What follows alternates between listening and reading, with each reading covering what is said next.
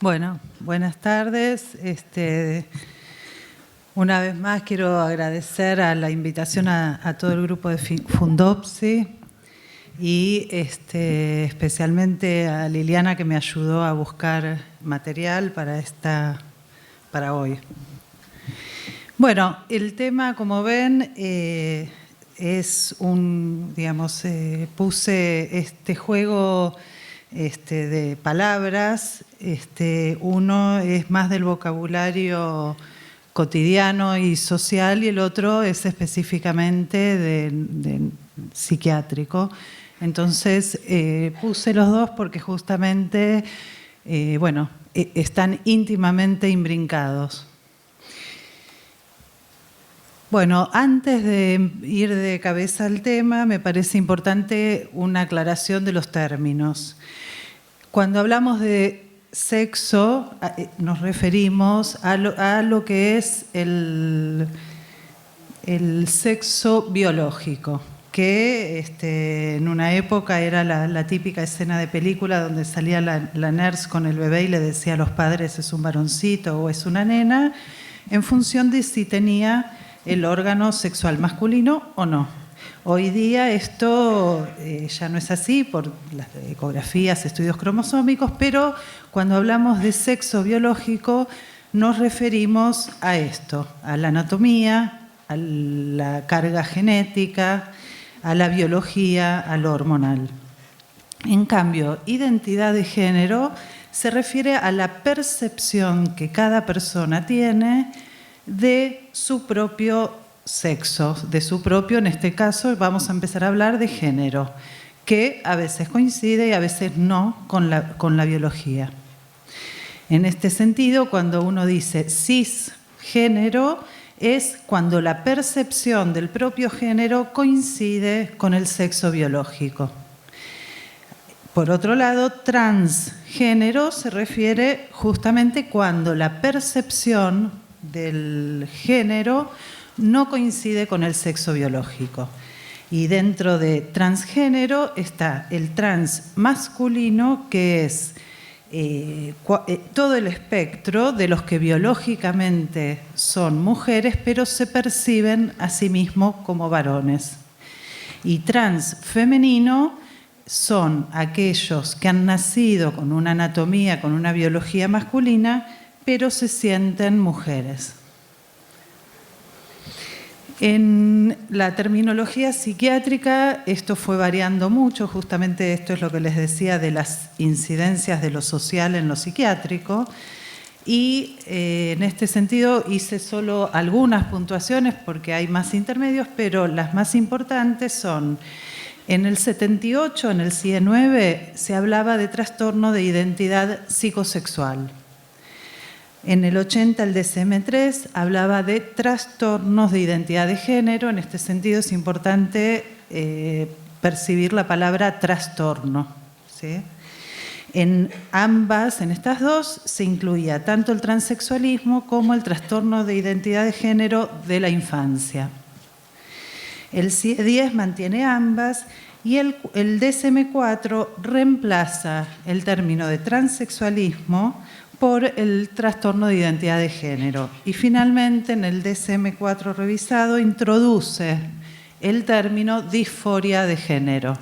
Esto no es solo una cuestión de palabras, sino que disforia claramente hace hincapié en el malestar subjetivo que hay en relación a esta discordancia entre la autopercepción y la biología.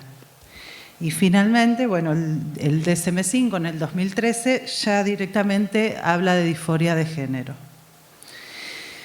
Hay varias agrupaciones, digamos, instituciones que se ocuparon de esto. Los primeros estándares de calidad en el 79, que se abrevia SOC, que es Estándares de Cuidado, fueron de la Asociación Internacional Harry Benjamin.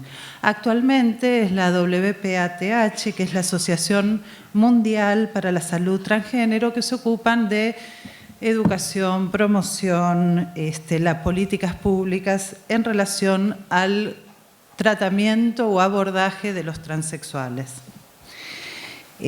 Como les decía antes, la WPAT establece el término disforia de géneros en sustitución del de trastorno de identidad de género, o sea que ya no se va a hablar más de trastorno.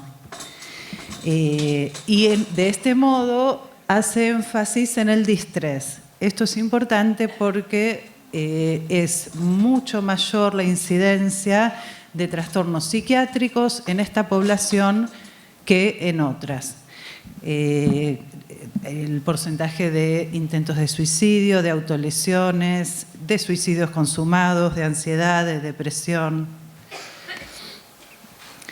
Hay una red que se llama Stop Trans Pathologization, que quiso que el transexualismo sea considerado como en otros apartados es el tema del embarazo. ¿En qué sentido? Que necesita una intervención médica, psicológica, pero quieren separarlo de la estigmatización de que sea considerado como un trastorno. Entonces, hubo todo un movimiento para que sea considerado como es el embarazo, que es cubierto por los sistemas sanitarios, pero no es considerado una enfermedad. El tema justamente es que si se le saca la nomenclatura de trastorno, puede hacer que las aseguradoras privadas o los sistemas sanitarios no quieran cubrir los tratamientos porque no es un trastorno. Por otro lado, las asociaciones de personas trans sostienen que el DSM y los diagnósticos psiquiátricos favorecen mucho la discriminación y la estigmatización social, lo cual aumenta notoriamente el malestar subjetivo, registrándose más tasas de intentos de suicidio, de depresión, de ansiedad.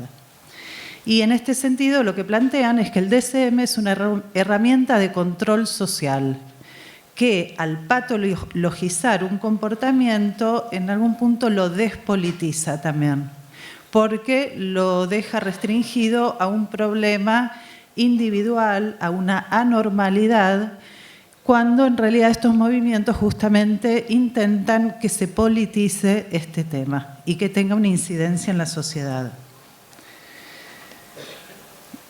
Bueno, una vez hecho este paneo general, algunas cuestiones en relación al tratamiento. Todo esto es muy nuevo porque las leyes van cambiando año a año y la manera de abordarlo también.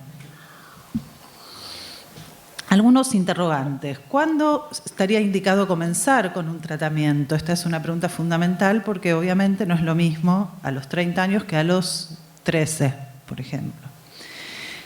¿Hay criterios específicos para indicar el tratamiento? ¿Y tiene riesgos abordar este tipo de tratamientos? Estas son algunas de las preguntas que vamos a intentar trabajar.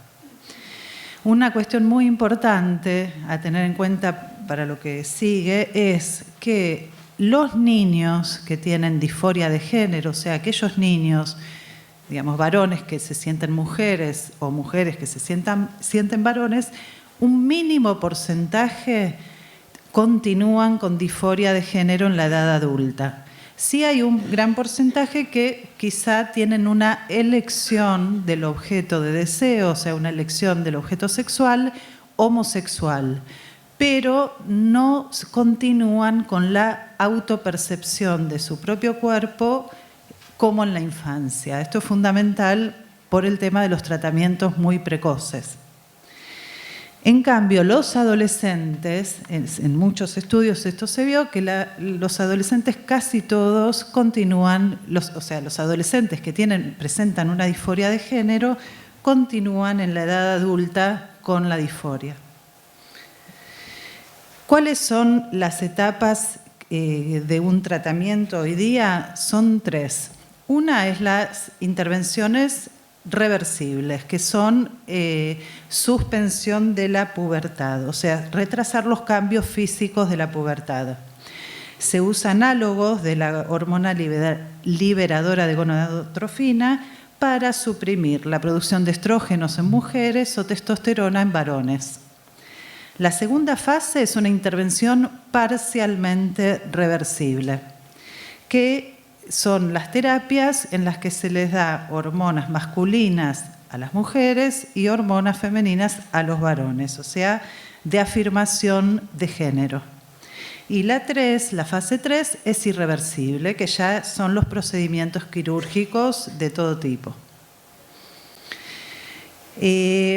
Unos criterios mínimos para la supresión de la pubertad, esto es del 2012, es un patrón que haya en el adolescente que va a recibir tratamiento, un patrón duradero y intenso de no conformidad de género, y que esto se agrave con la aparición de los caracteres sexuales secundarios. Esto es, creo que Oscar va a tomar algo de esto, pero esta coyuntura es fundamental porque muchos cuadros, cuando empieza el desarrollo de los caracteres sexuales secundarios, es uno de los momentos más peligrosos o más delicados de la disforia.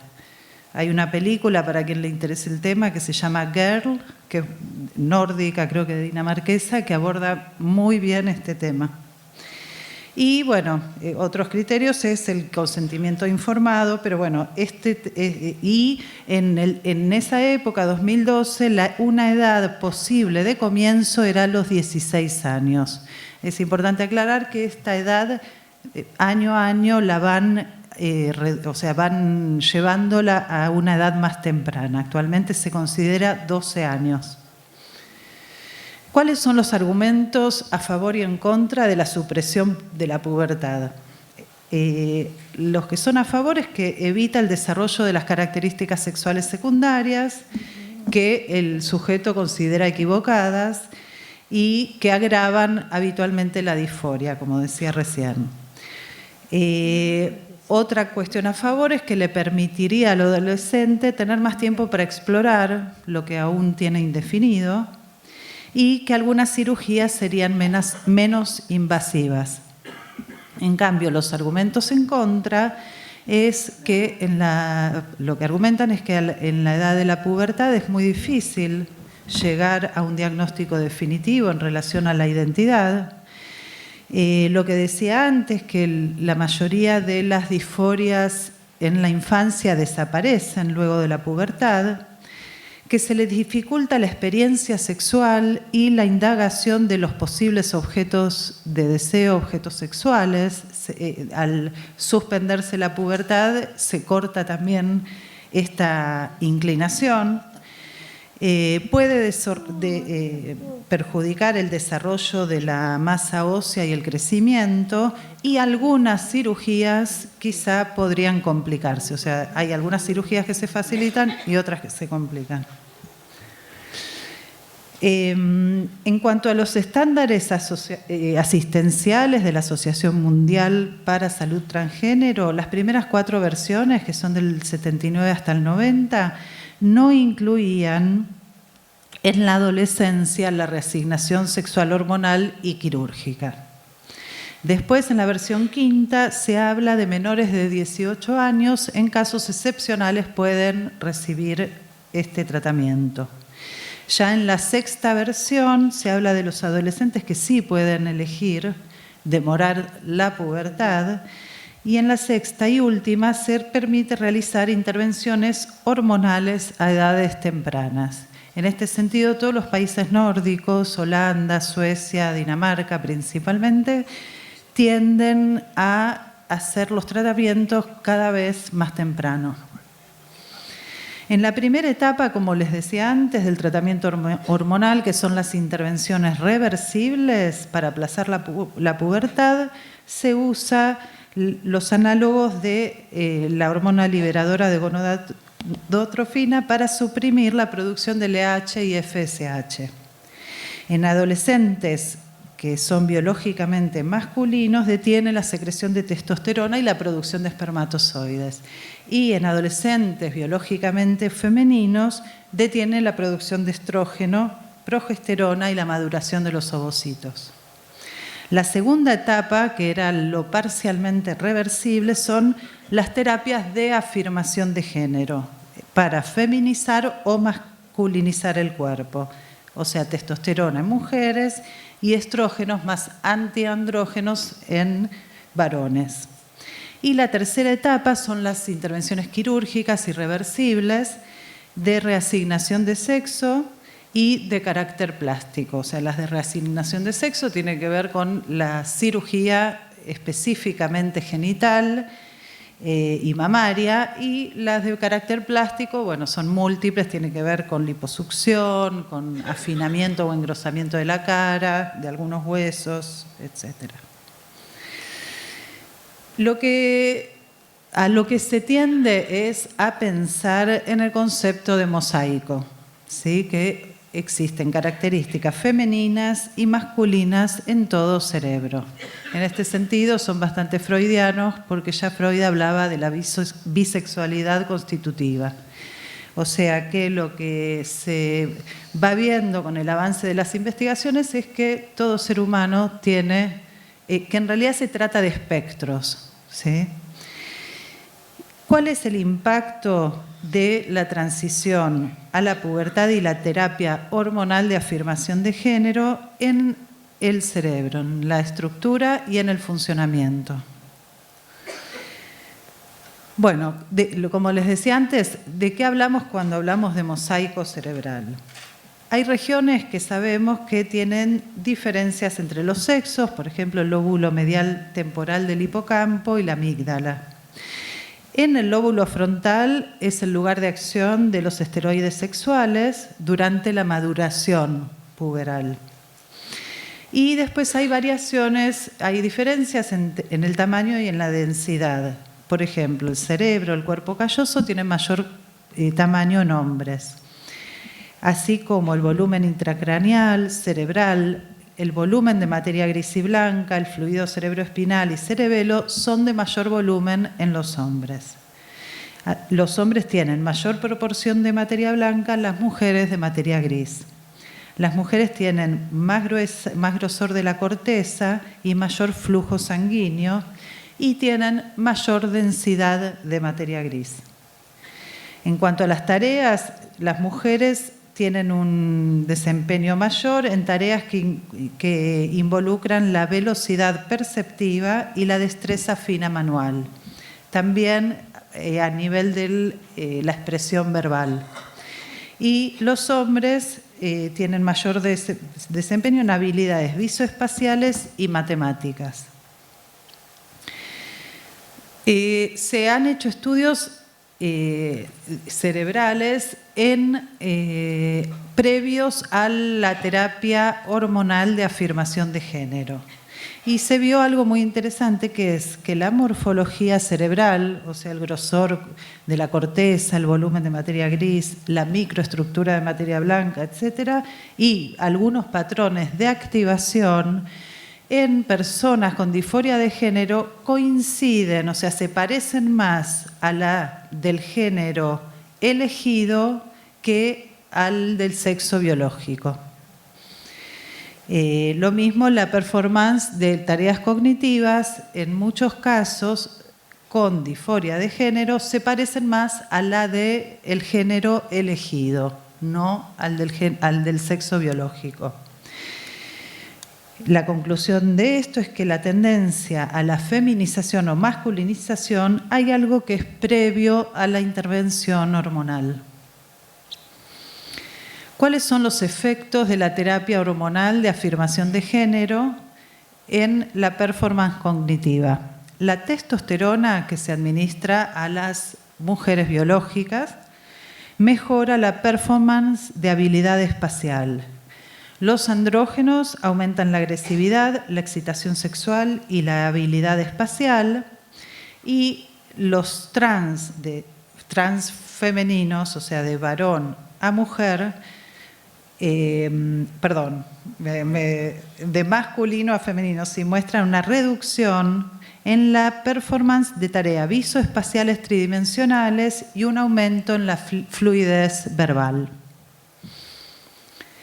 ¿Cuáles son los efectos de la terapia hormonal en el comportamiento y en algunos parámetros psicológicos? Bueno, esto es lo que les decía antes, que después Oscar se va a explayar más, pero lo que sí se observa es que con la terapia hormonal, la altísima incidencia que hay en disforia de género, de ansiedad, depresión y riesgo suicida, con el tratamiento disminuye. La afirmación de género, la aceptación social y la terapia hormonal mejora claramente los parámetros de salud mental. Se reduce la disconformidad con el propio cuerpo y la disforia y mejora la autoestima.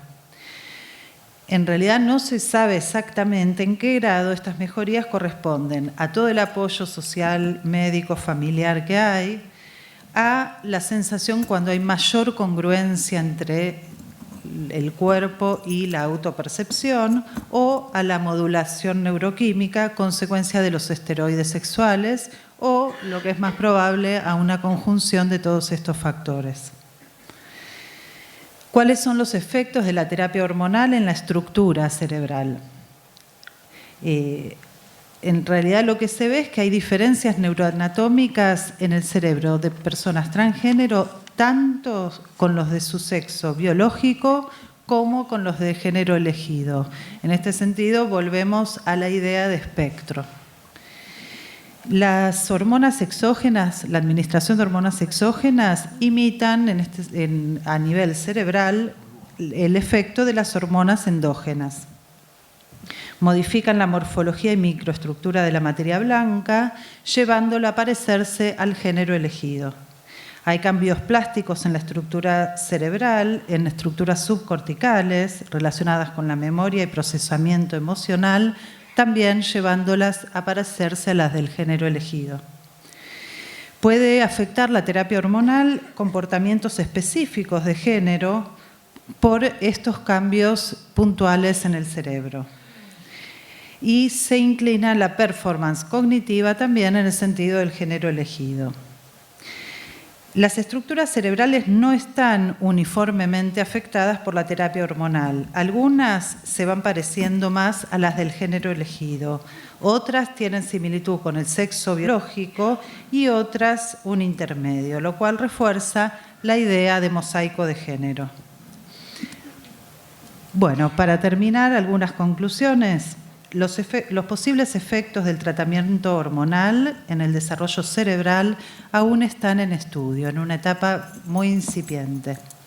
Son escasas las investigaciones y estudios de seguimiento a largo plazo, tanto de personas tratadas precozmente como de las que no se realizaron intervenciones.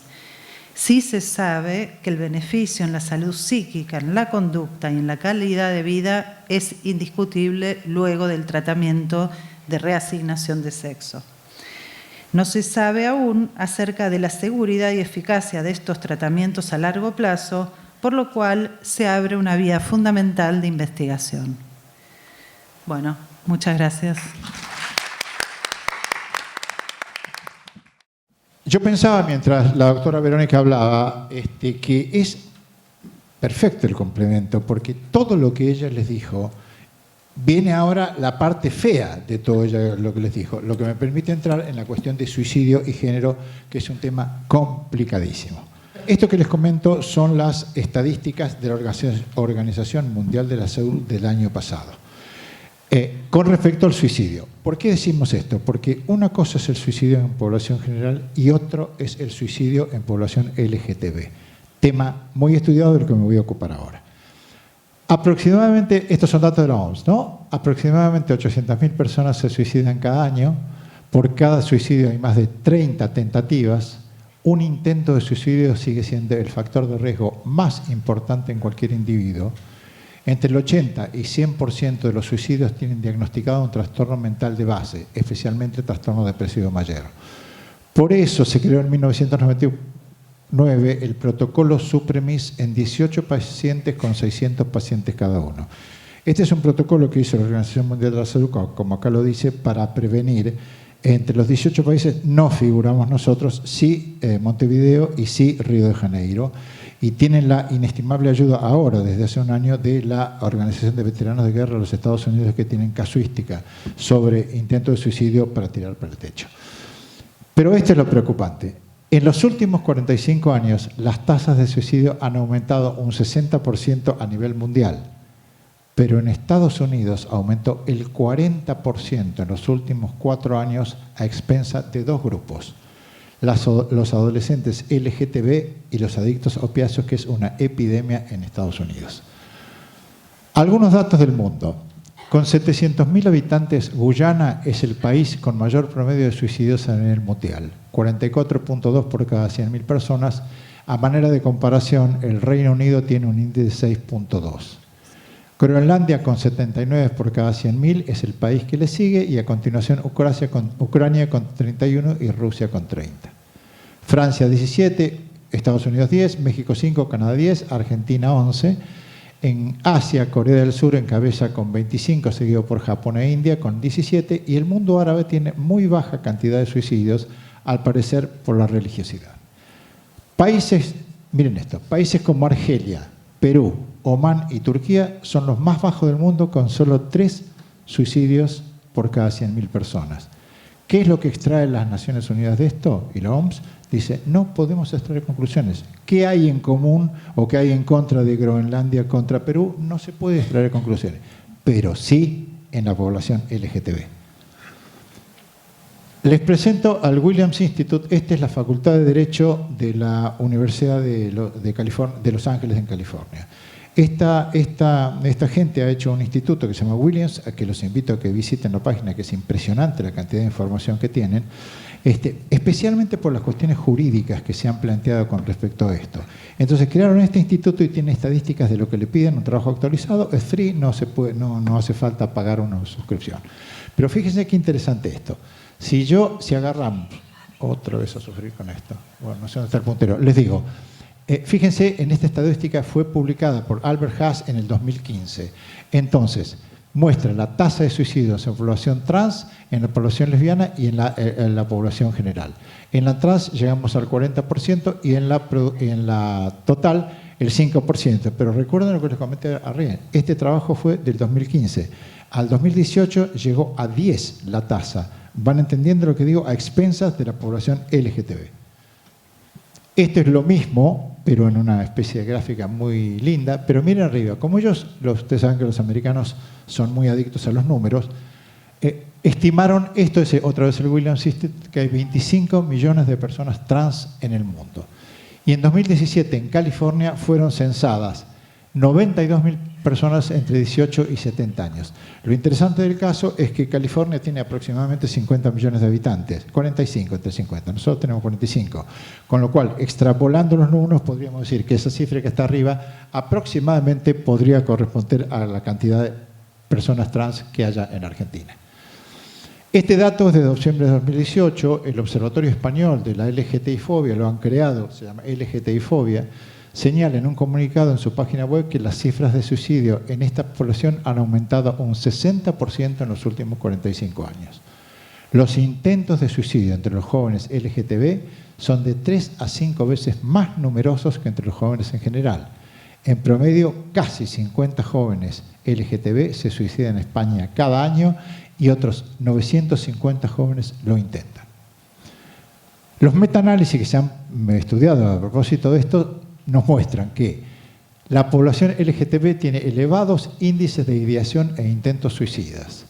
Los estudios refieren tasas de intento de entre 20 al 53%, ahí están las citas, y de 23 a 47 en el caso de jóvenes trans. La probabilidad de ideación e intentos de suicidio es de hasta 7 veces mayor en los jóvenes LGTB que entre sus contrapartes heterosexuales. Finalmente, respecto al suicidio consumado, acá está el dato del 2013, señalan que los suicidios de personas gays y lesbianas podrían dar cuenta del 30% del total de los suicidios de Estados Unidos. Fíjense, y esto se condice con la cantidad de publicaciones que han aparecido con respecto a la suicidabilidad en población LGTB. Miren, el 7% en el bienio 2004-2005 contra el 42% en el 2012 al 2014. Datos del 2016. ¿Cuáles son las causas fundamentales del intento de suicidio o del suicidio consumado en la población LGTB? Las que están acá, estas 3. No hace falta que les explique, ¿no? La discriminación, el hostigamiento o bullying y la no protección legal, o sea, el matrimonio igualitario. Los estudios de datos de todo Estados Unidos del 99 a 2015 reveló que la posibilidad de matrimonio igualitario está asociada a una reducción significativa en la tasa de intentos de suicidio en adolescentes, lo que significaría 134.000 adolescentes menos que intentarían suicidarse por año en los Estados Unidos. Les aclaro una cosa, en Estados Unidos, por una resolución de la Corte Suprema de Justicia, recién en 2015, hace 4 años, fue aceptado el matrimonio homosexual con algunas variantes, pues de los 52 estados, muchos apelan a la Constitución provincial. Entonces, los estados del sur y Utah, que es un estado extremadamente religioso, no están demasiado de acuerdo en que esto sea así. Entonces, el paciente invoca la ley federal y el gobierno invoca la ley local. En consecuencia, ahí aparecen los abogados, juicios y qué sé yo, porque además lo que acepta el fallo de la Corte Suprema de Justicia es el matrimonio, pero le encontraron el subterfugio de la sociedad civil. Entonces, le piden que haya certificado una cosa, la otra es un disparate, pero en el interior recién hace 4 años que esto está homologado en Estados Unidos. ¿Cuáles son? Recién Verónica lo explicaba perfectamente todo lo que se hace con la disforia de género, pero acá vienen las consecuencias. Estas son las etapas por las cuales debe atravesar una persona que tiene disforia. Primero, vivir con la disforia, con todo lo que dijimos recién. Segundo, tomar la decisión de cambio. Tercero, aceptar una terapia hormonal que, como ustedes bien saben, es de por vida. Se empieza en la pubertad, pero sigue. El gran problema que están teniendo ahora es la terapia hormonal en personas mayores.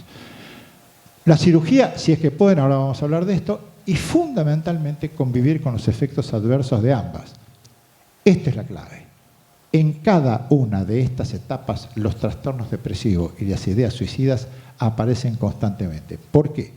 Porque no aparecen los resultados que uno espera o demora demasiado tiempo. Y en consecuencia, entre una etapa y la otra, viene la sensación depresiva, el intento de suicidio, el suicidio o lo nuevo que ha aparecido ahora, que son las autolesiones sin suicidio. Se cortan, se queman, etc. Esta organización, que recién explicó muy bien Verónica, se creó para la anarquía que había frente a esto en todos los países del mundo. Entonces, una de las cosas que dice esto que decía Verónica es que para el tratamiento de reasignación es fundamental adoptar el rol del sexo deseado durante 12 meses. El paciente debe tener capacidad de adaptación al sexo deseado, social, psicológica y económica. Y ahora vamos a entrar en este tema. Esto a mí me causó mucha gracia, se los traigo, pues el protocolo de indicación de una cirugía de cambio de sexo. No importa todos los pasos, pero fíjense el 7. En Estados Unidos son obligatorios 2.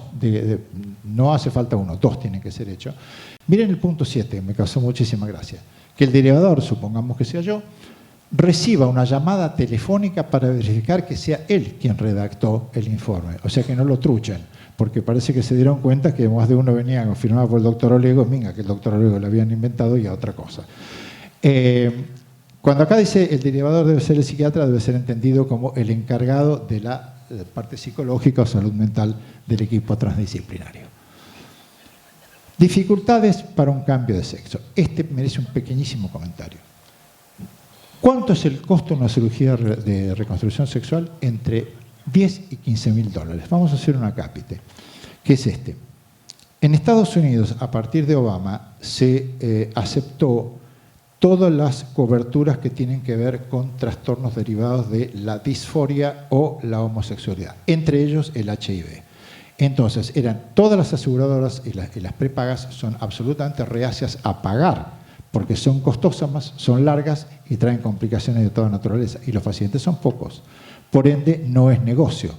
Ustedes saben que en Estados Unidos hay 2 grandes, que son Medicaid y Medicare, que cubren el 40% de la población. La otra, el 20, 30% son privadas y el resto se arreglan con hospitales estatales, que les va, después lo vamos a mostrar, les pasa lo mismo que pasa acá en Buenos Aires. Entonces, ¿qué pasa? Ha crecido en el mundo entero centros de cirugía de reconstrucción sexual no del todo santos, principalmente en 3 países, en Tailandia, en Croacia y en Irán. ¿Por qué? Porque no hay legislación. Lo dirán, es altamente tragicómico. En 1978, ustedes se acuerdan del Ayatollah Khomeini, que fue el que hizo todo el lío con Estados Unidos, lanzó una fatwa, una ley religiosa por la cual todo homosexual debe ser pasado por las armas. Así nomás, se acabó la historia. Entonces, ¿cuál es el artilugio que encontraron los homosexuales a lo largo de largos años de lucha por sus derechos? Es presentarse a hacer una cirugía trans. Entonces ya no es homosexual, es trans, y ahí no lo matan. Es gracioso, pero es así. Bueno, ¿cuánto dura una cirugía, una operación de cirugía? De varón a mujer, entre 6 y 12 horas, más una semana de hospitalización. Ahora después vamos a contar qué pasa en todos los países. De mujer a varón, el récord fue este año, en marzo de este año, en el Hospital IMED de Valencia, que en 17 horas se realizó en un solo tiempo la faloplastia, la retirada de los genitales femeninos, la mastectomía y la masculinización facial. El segundo paso, el tercero o cuarto, no importa, es el tratamiento hormonal, y ya hablaba Verónica de esto, previo y después a la cirugía. Y ahí contaba Verónica, todavía no se sabe qué diablos pasa con esto a largo plazo.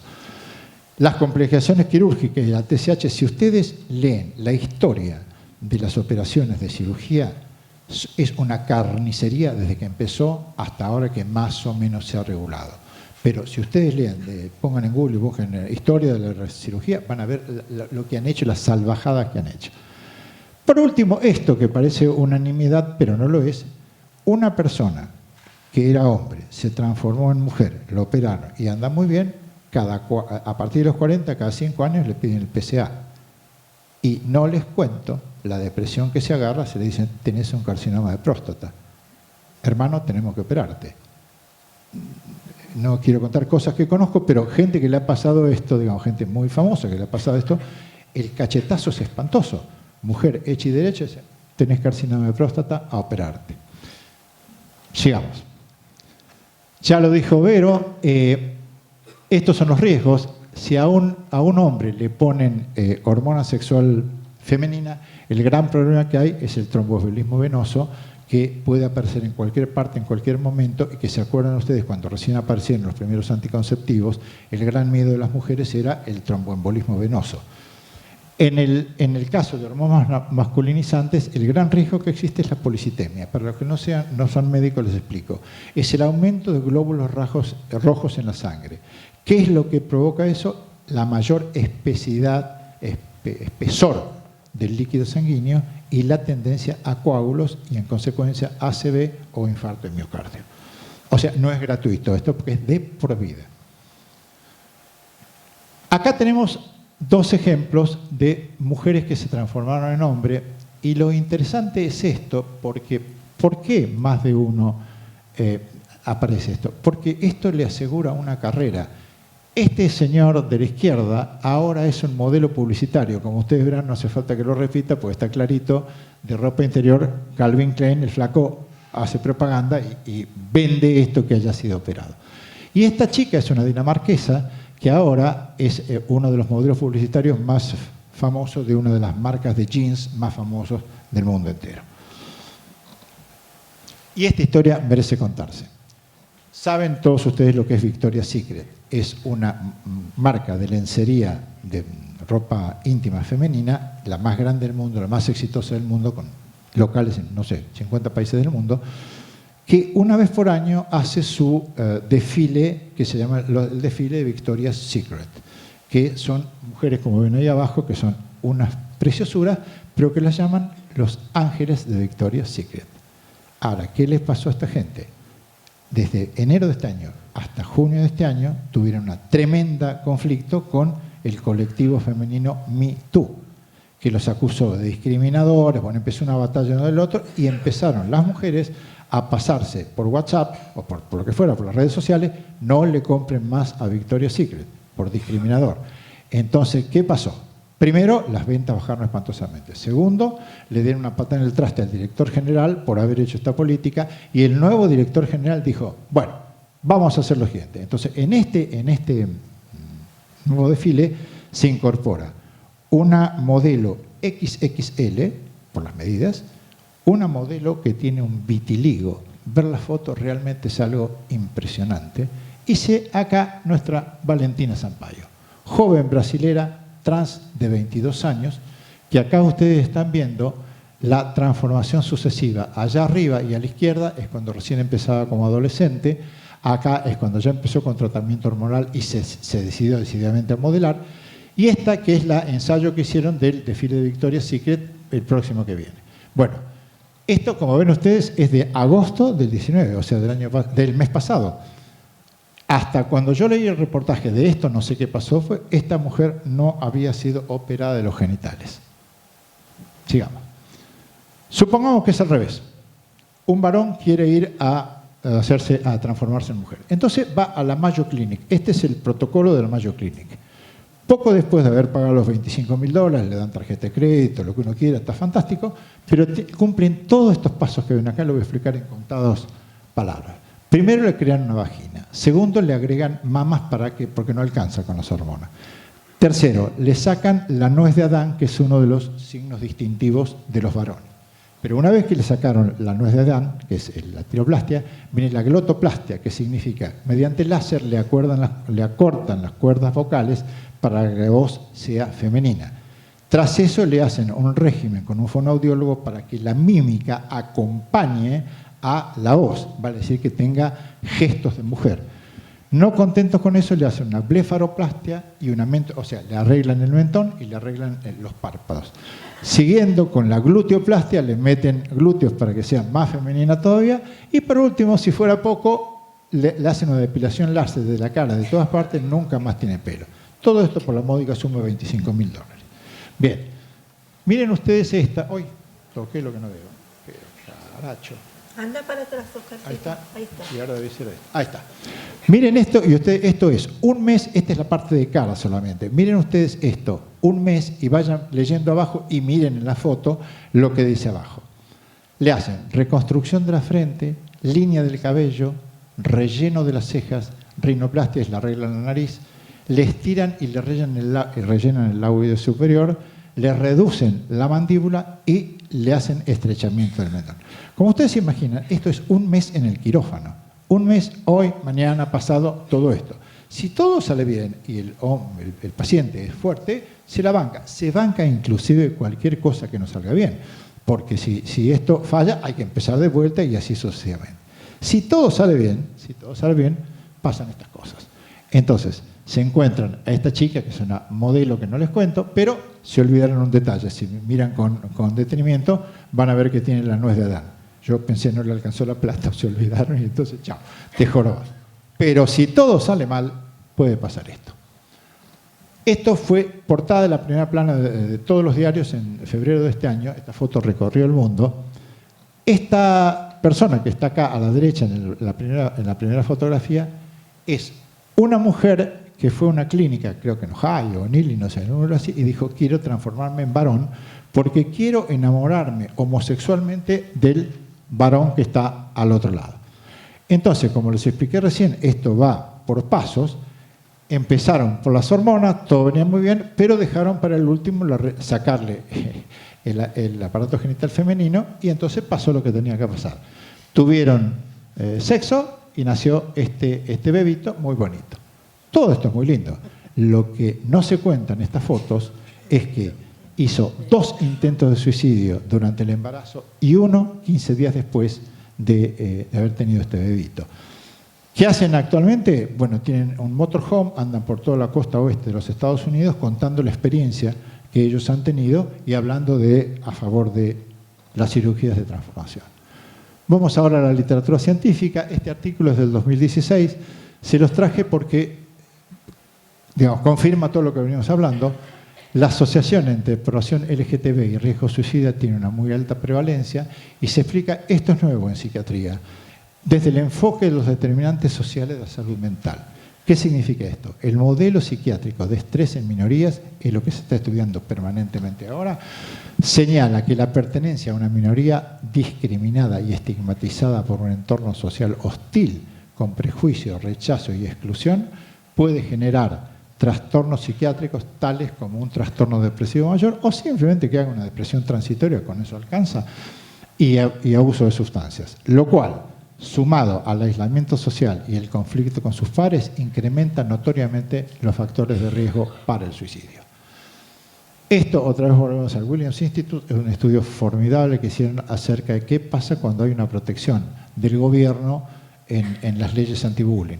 Los resultados muestran que los estados con leyes, hicieron estas investigaciones que hacen gigantescas los americanos, los estados con leyes anti-bullying que contemplan la diversidad sexual tuvieron menor tasa de intento de suicidio con atención médica que el resto.